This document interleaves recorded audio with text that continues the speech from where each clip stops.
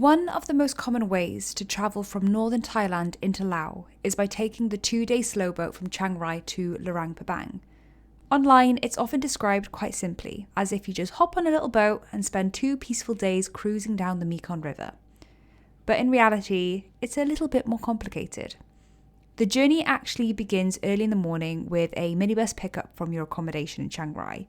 You're squeezed into a van with a group of other travellers, backpacks piled up around you, and driven a couple of hours towards the Thai-Lao border. You go through the Thai border control to exit Thailand. Then you board another small bus that takes you across to the Laos side of the border. Once there, everyone queues again, this time to organise their visa on arrival for Laos. After that, there's yet another transfer to the riverside town. Your luggage gets strapped onto the roof of another vehicle and you're driven down to the riverbank where dozens of travellers are all prepping to board their boats. The boats themselves are pretty rustic. Inside, the seating is made of old car seats that have been removed from vehicles and bolted down onto the floor in rows. And everyone just kind of claims a seat and settles in for the long ride. The engine sits at the back of the boat and it is loud. If you're unlucky enough to be seated near it, the noise is inescapable. The scenery along the Mekong River is undeniably beautiful. Wide stretches of water winding through jungle-covered mountains, small villages appearing alongside the banks, fishermen passing in narrow boats.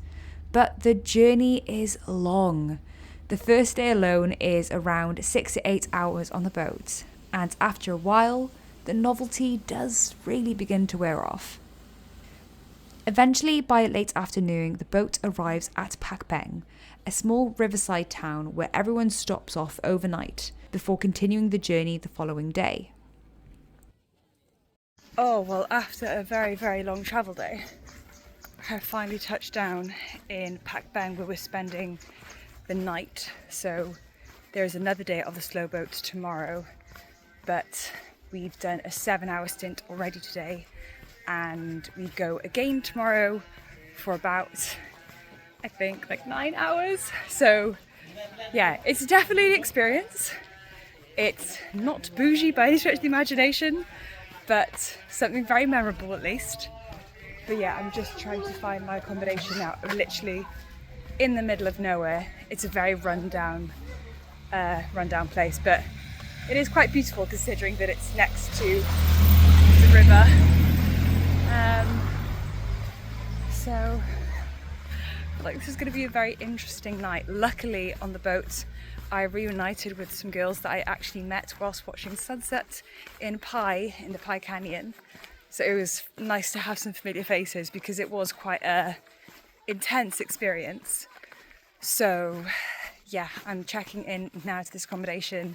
It has extremely questionable reviews online, but because of the nature of where we are and the fact that it's really just a place to have some shut-eye between the slow boat stints, you can't be too picky. So yeah, hopefully I can get this accommodation sorted and get myself fed.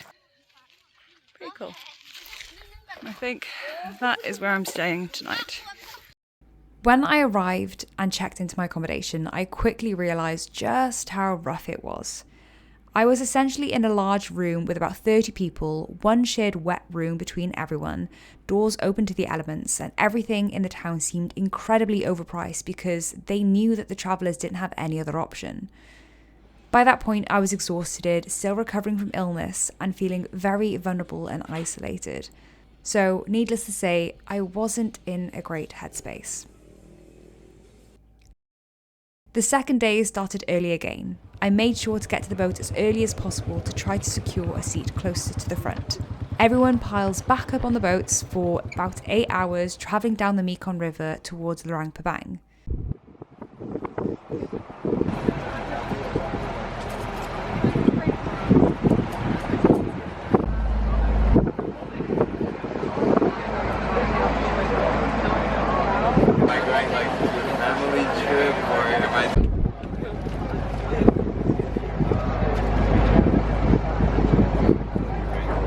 By this point, most people are simply counting down the hours. And once you finally arrive after a hellishly long journey, the process still isn't quite finished. Everyone has to wait for the boat to dock properly. And then there's a bit of chaos as people try to retrieve their bags from the storage area underneath the boat. But even then, you're not actually in Luang Prabang yet. The boats stop quite a distance outside the city, so once you get off, you're left to needing to organise yet another shared tuk-tuk into the town. And because everyone's arriving on the boat and needs one, the prices are pretty steep, but there's really no alternative. You then get dropped off into the city centre rather than at your accommodation, which for me meant another late walk alone with all my bags after a very long couple of days. At that point, it really did push me over the edge emotionally. So needless to say, it wasn't exactly my favourite travel experience, but memorable nonetheless.